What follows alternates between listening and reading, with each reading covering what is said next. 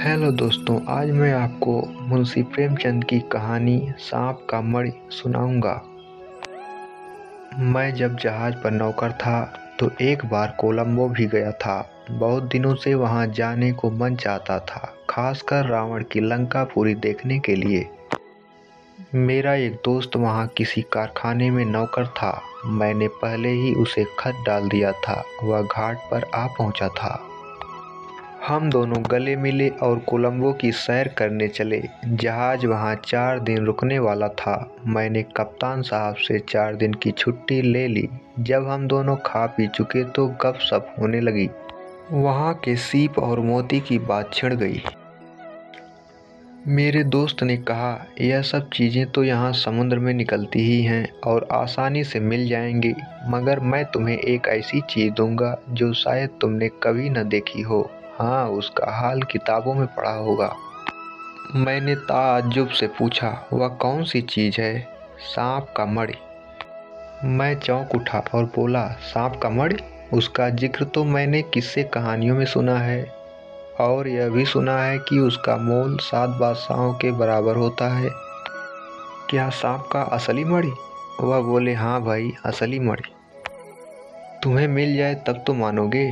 मुझे विश्वास न हुआ। वह फिर बोले, यहाँ 50 किस्म के सांप हैं, मगर मणि एक ही तरह के सांपों के पास होता है।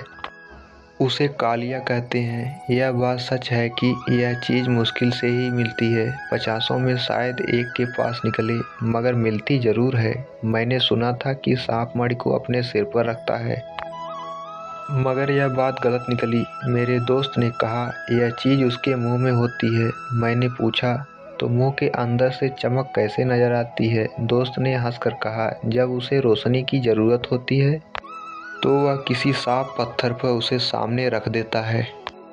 उस वक्त जरा भी खटका हो तो वह झट उसे मुंह में दबाकर भाग जाता है। उसकी यह आदत है कि जहां एक बार मणि को निकालता है वहीं बार बार आता है। मैं आज ही अपने आदमियों से कह देता हूँ, और वे लोग कहीं न कहीं से ज़रूर खबर लाएंगे।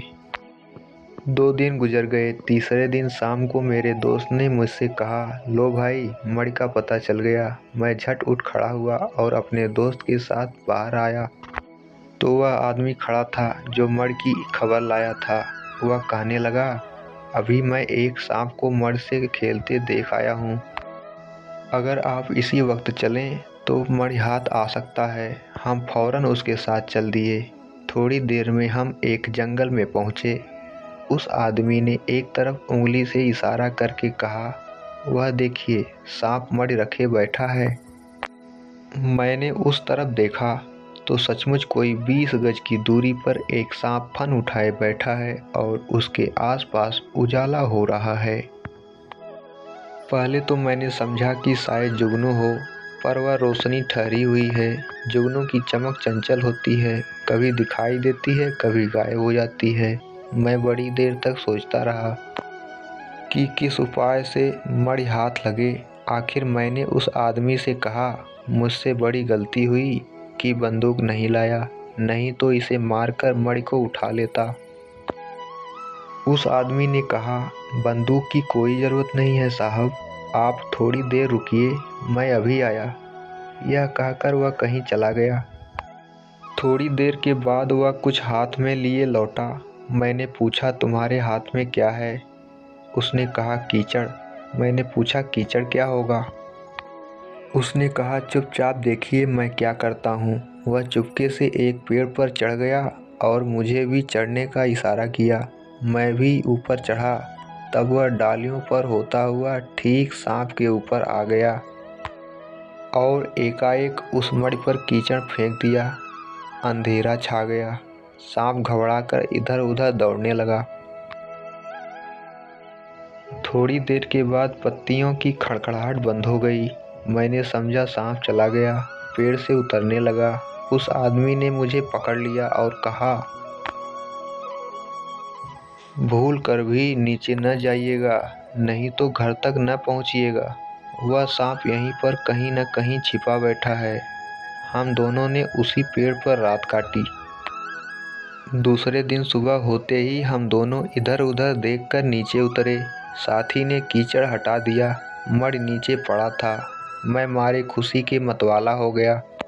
जब हम दोनों घर पहुँचे तो मेरे दोस्त ने कहा, अब तो तुम्हें विश्वास आया या अब भी नहीं? मैंने कहा, हाँ, सांप के पास से इसे लाया हूँ। ज़रूर, मगर मुझे अभी तक संदेह है कि यह वही मणि है जिसका मोल 7 बादशाहों के बराबर है। दरियाफ्त करने पर मालूम हुआ कि वह एक किस्म का पत्थर है जो गर्म होकर अंधेरे में जलने लगता है। जब तक वह ठंडा नहीं हो जाता, वह इसी तरह रोशन रहता है। सांप इसे दिन भर अपने मुंह में रखता है ताकि यह गर्म रहे। रात को वह इसे किसी जंगल में निकालता है और इसकी रोशनी में कीड़े मकोड़े पकड़कर खाता है। तो दोस्तों, मुंशी प्रेमचंद की कहानी सांप का मणि आपको कैसी लगी हमें कमेंट में ज़रूर बताएं और मेरे चैनल को लाइक, शेयर एवं सब्सक्राइब करना न भूलें। धन्यवाद। आपका दिन शुभ हो।